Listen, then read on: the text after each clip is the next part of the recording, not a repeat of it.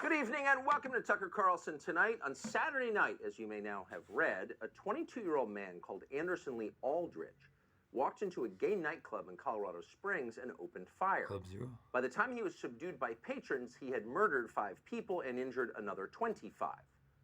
You've seen this story before, but no matter how many times you've seen it, it never stops being horrifying. And it shouldn't stop.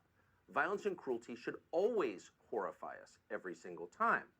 When we start to become cynical about the deaths of other human beings, we have lost something essential to our humanity. Unfortunately, you're seeing that. So the most obvious question is, why did Anderson Lee Aldrich shoot 30 people? And the truth is, we don't know. We do know he was clearly a troubled person. Last summer, he threatened to blow up his mother's house with a bomb. Authorities had to evacuate the neighborhood during the 4-hour standoff that ensued.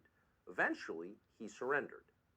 You're seeing this video first on CNN that shows the alleged gunman, 22-year-old Anderson Lee Aldrich, surrendering to law enforcement.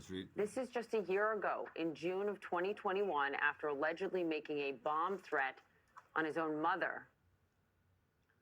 So after that happened, he, of course, was arrested and charged with first-degree kidnapping and felony menacing. But then the local district attorney, a man called Michael J. Allen, did not pursue charges. Why? We reached out to Allen's office today to find out why, but he did not get back to us, so we can only guess. We do know what the effect was. Because Aldrich was never charged with a crime and his arrest record was sealed, his violent past did not show up in background checks. Threatening to murder his own mother did not prevent him from buying a firearm, even under Colorado's so-called red flag law, which was designed to prevent that very thing. So those are the facts. That's what we know so far.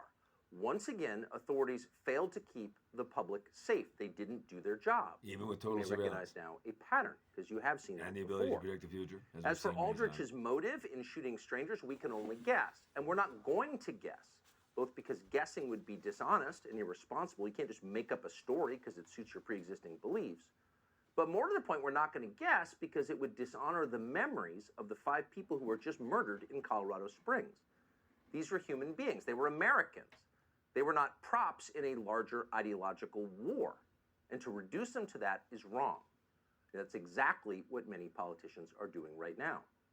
Within hours of the shootings, Joe Biden and his allies used this tragedy as a pretext for disarming the law-abiding population of the country.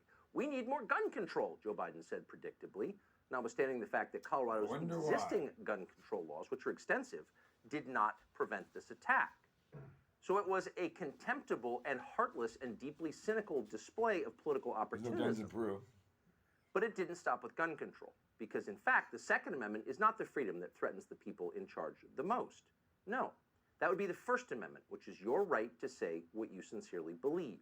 That is the right, the first in our Bill of Rights, that terrifies them the most. Your words are a greater threat than any firearm. They must censor you, or else they lose power. It is that simple. So these horrifying murders in Colorado over the weekend quickly became a pretext for yet more censorship of your speech. You are responsible for this, they told you, because you said the wrong things. You are guilty of stochastic terrorism, inspiring violence by your beliefs. Anderson Lee Aldrich committed mass murder because you complained about the sexualizing of children.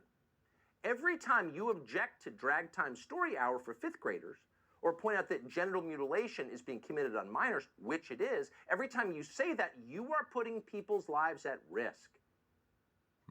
Now that seems